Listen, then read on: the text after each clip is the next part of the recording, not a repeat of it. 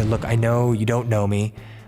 She said, but God has told me to give you $10,000 to start an organization to fight human trafficking. It is sobering when you confront somebody who has completely lost all regard for human dignity and human life. So the question of how could trafficking happen in our culture today really isn't the right question. The question is, how couldn't it happen in our culture today?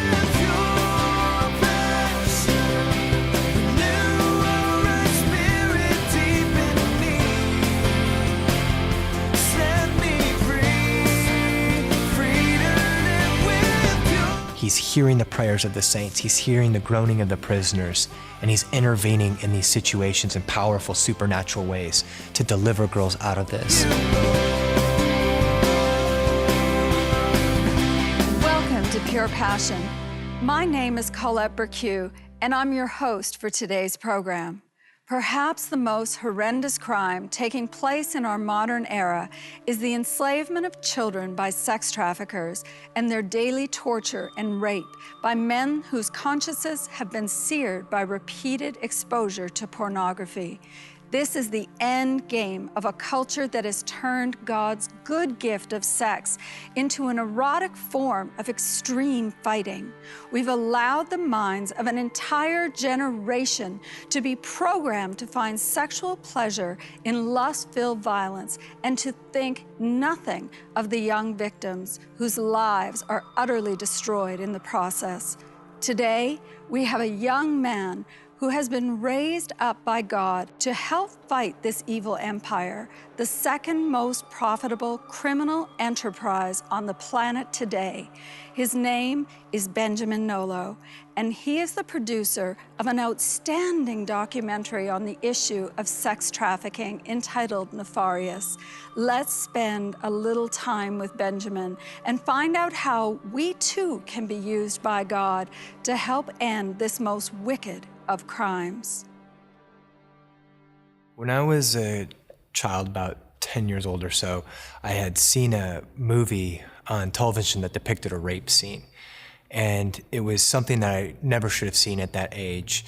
And it just was so deeply disturbing to me. I remember just being marked by that experience of seeing this rape occur. And so I always grew up with this underlying feeling, this haunting feeling that rape has to be the worst thing that could ever happen to a person.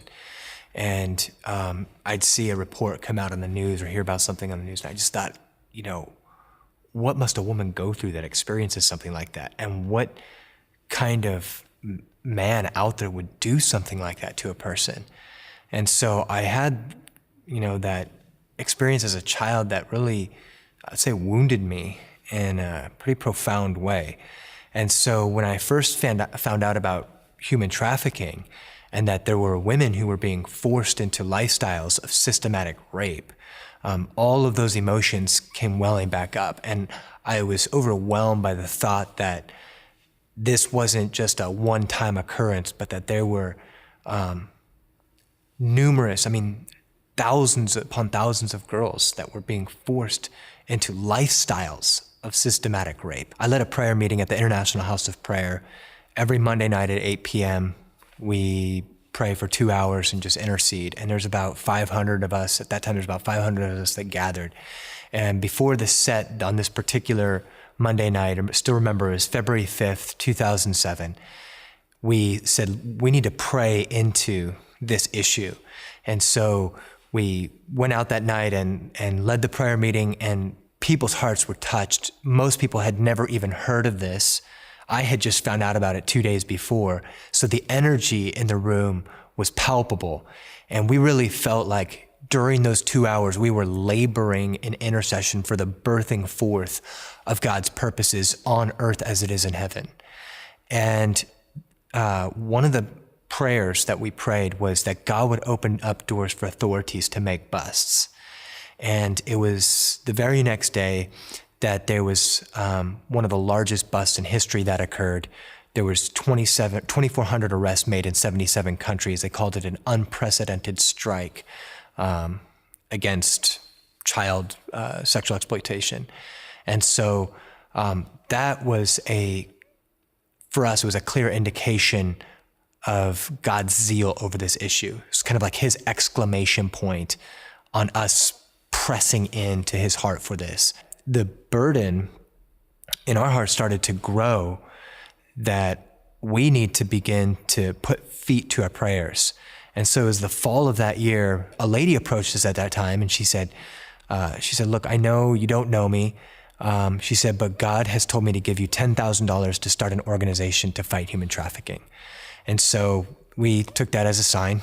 And from there, we used that as seed money to begin a production on a full-length feature documentary to tell the story of modern-day sex slavery. And so we decided to pursue the answers to all the questions that we had, which led us on a 4-year journey across 4 continents, following this story and trying to put together all the various moving parts and how they're connected to present people with the most comprehensive picture possible of this issue. It was kind of like following the bread trail. We never had a big production budget.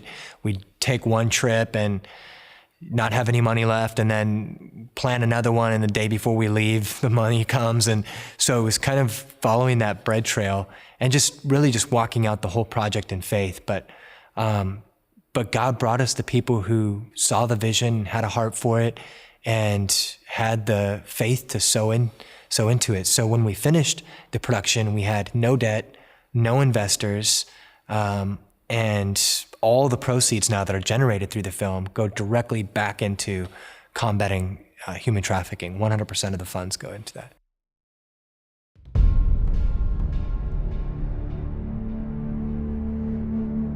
I made $393 a month, and you could buy a girl for $10 a night. I went to bed with over 500 girls in 2 years, and because they were there. You ask if you the favorite type, what you like, if you want dark or brown. You ask it, and the girl come to you. It's like you order a pizza, something like that. You can compare it. The CIA would say that the sale of women, we're not talking pornography, and we're not even talking about prostitution.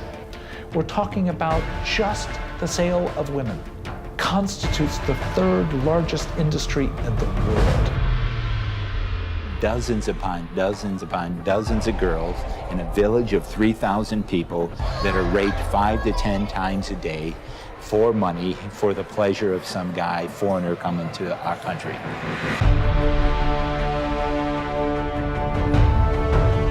If they kill her, if they harm her, they don't care. They do it with a blink of an eye. Just like that. Patru în ochi.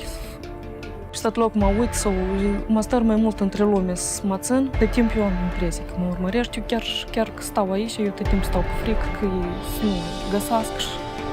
I can tell you this, that I can't get the pictures of those girls' faces out of my mind still today, and I don't imagine that I ever will.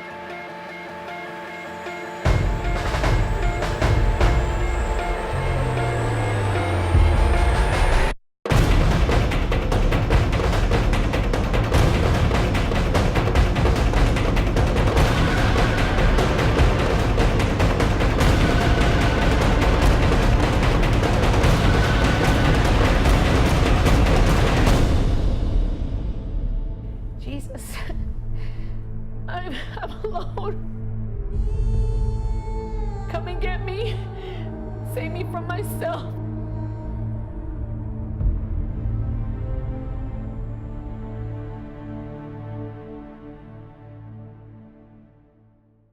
Announcing our 3rd annual Pure Passion Award, an award that recognizes God's work in a ministry and leader who exemplify passionate, risk-taking obedience to the Great Commission, particularly in the area of God's pursuit of sexually bound and broken people.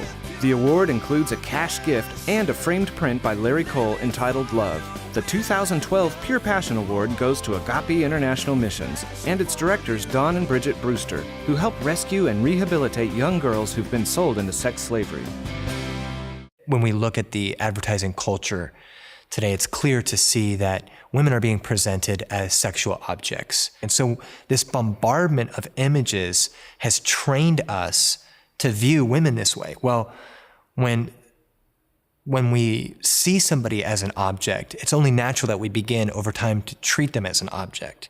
So the question of how could trafficking happen in our culture today really isn't the right question. The question is, how couldn't it happen in our culture today? I think there's two trends that I see as predominant in the culture as well as in the sex industry, and that is the sexualization of children and the sexualization of violence. And when we eroticize the sexualization of violence, like is so common in pornography, but also in many mainstream examples, you take the best-selling video game of all time, Grand Theft Auto, and in that video game, you can go buy a prostitute, and then you're encouraged to kill her so you can get your money back. And so when we make the sexualization of violence part of our entertainment, but I don't think we really give a lot of thought to what that is doing to our human psyche and the ways that we are being subtly desensitized. And it is sobering when you confront somebody who has completely lost all regard for human dignity and human life. These aren't casual criminals. They're not street thugs. We're talking about some of the most highly influential, highly organized, well-financed criminal gangs around the world that this is a major moneymaker for them. They have a very well-structured system and operation in place, from the guy that goes out and captures the girls or buys the girls, to the taxi cab driver that they're paying off, to the person who's creating documents for their travel documents, forging travel documents, to the person who's at the hotel. There's a whole chain of organized crime and corruption involving not just the organized crime members themselves, but those that they're paying bribes to in all these various places, from government officials all the way down to taxi cab drivers. So it's a web of organized criminal activity that captures these girls. And there's some parts of the world like Moldova where 400,000 girls have been trafficked from one nation, a nation of a population of 4 million people. How does 10% of the population get trafficked out of a country? And the answer is because of very powerful organized crime groups that, frankly, the law enforcement officials are more afraid of the organized crime than they are of their own government. And so when you have that kind of fear element, that kind of power, that kind of organization, you have that kind of financial capacity, it becomes a pretty bleak picture for the girls that they're targeting. When we think about women who have been victimized in human trafficking and then later go on to actually become traffickers, I think it's very difficult for us to understand how that transition takes place, because most of us aren't exposed to the kind of psychological trauma that these girls are exposed to. Basically what happens is our body goes into survival. Our survival instincts kick in, and we learn to cope with this trauma to survive. And so they call this Stockholm Syndrome. It's where a victim over time begins to identify with her captor. And so he will brutalize her. He will viciously break her down, mercilessly beat her, and then show her a little bit of mercy and give her something to eat. And when he shows her that little bit of mercy, it begins to forge this bond where she feels like the trafficker is God to her. For her to receive any kindness at all, it's going to come from him. And so though she's been beaten, though she's been brutalized, there's this psychological survival process that kicks in where they actually begin to identify with their captor. And they begin to think thoughts of, oh, he's so merciful towards me, or he's so kind towards me. So now we see that women are becoming traffickers. They're becoming harder to detect. And for these women that do become traffickers, they look at the girls that they're trafficking and they say, well, I'm not giving it to them as bad as it was done to me. So they actually feel in this very convoluted way like like they're kind or they're merciful, and they're doing these girls a favor and they're helping these girls out. And so it's a very twisted process.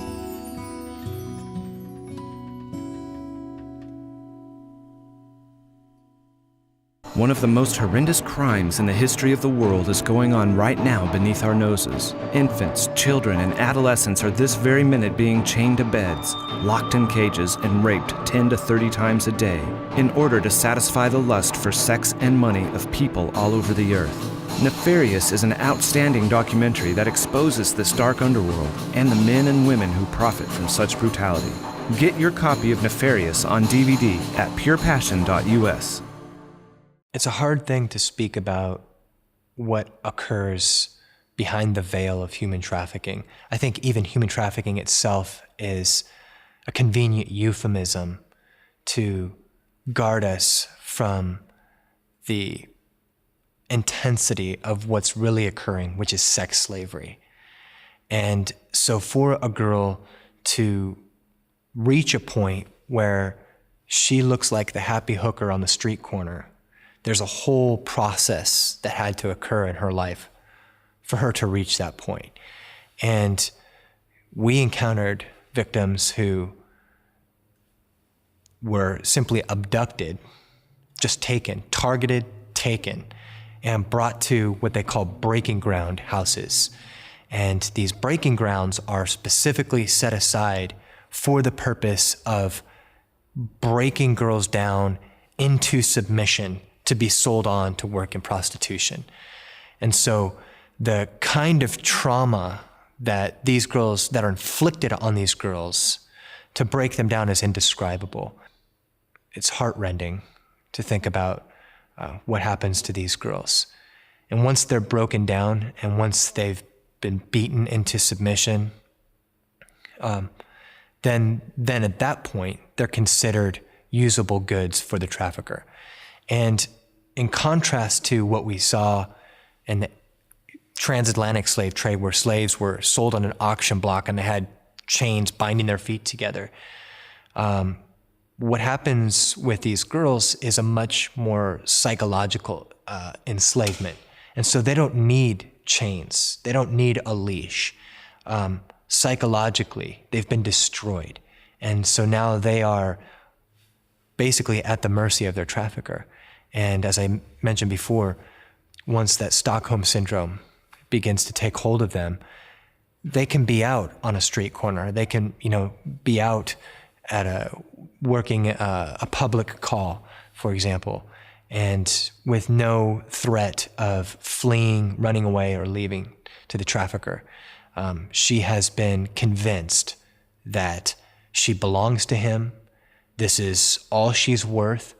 If she does try to leave, he's got the list and names of her relatives, her family members, and he's probably done something excruciating in front of her to somebody else to prove to her that he has access to her family members to kill them. He's convinced her that if she goes to the police, that they'll just take her back, because she's probably seen that happen before. A lot of these guys are paying bribes to police officers, and a lot of times police officers are the ones paying for these girl services.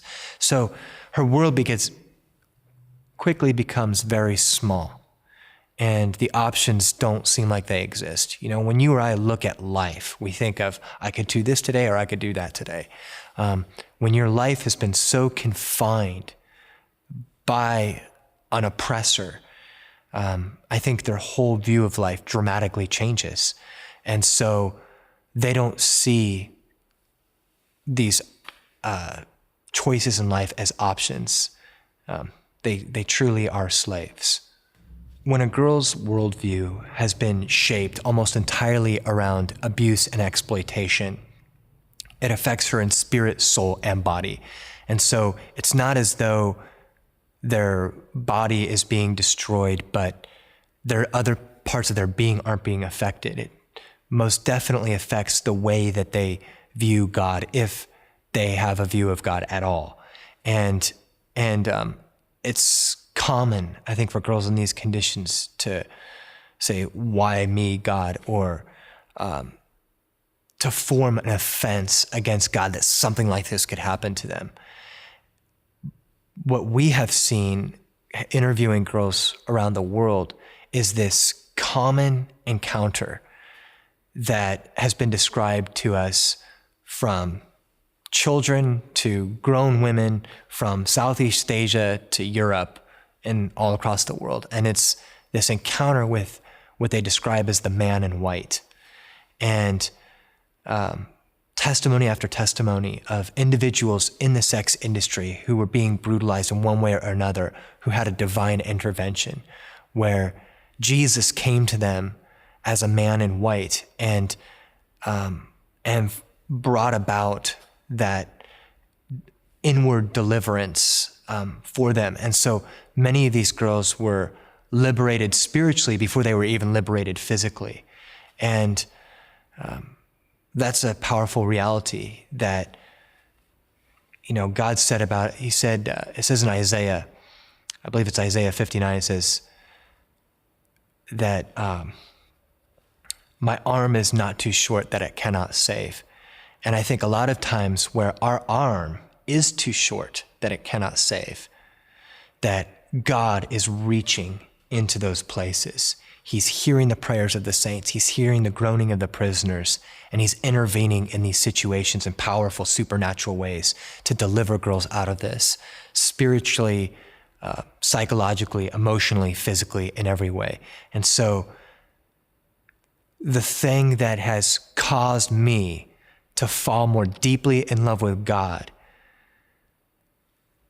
these past few years, more than anything else, has been the testimony of these girls whose lives were so absolutely destroyed, and where God intervened in their life, where Jesus met them. Their lives were completely transformed. And now the fragrance of Christ's love coming through their life and their testimony is so radiant that it just causes me to fall more deeply in love with Jesus, that we serve a God who truly goes after the least of these. People talk about rehabilitating the Johns, and what do we need to do to rehabilitate the Johns? And I appreciate that notion, but there's a systemic problem that goes even deeper than the need to rehabilitate Johns, and that's the need to rehabilitate our culture.